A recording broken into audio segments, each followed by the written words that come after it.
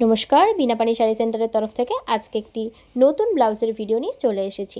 তো আজকে থাকছে একদম ব্রাইডাল কিছু কালেকশানের উপরে। প্রত্যেকটা ডিজাইন পিছু কিন্তু 5 থেকে 6টা করে কালার অপশান পেয়ে যাবেন। এর বাইরেও কিন্তু আরও প্রচুর কালেকশান রয়েছে। যারা পারচেস করতে চাইছেন অনলাইন অফলাইন দুটোতেই কিন্তু আমাদের সুবিধা রয়েছে।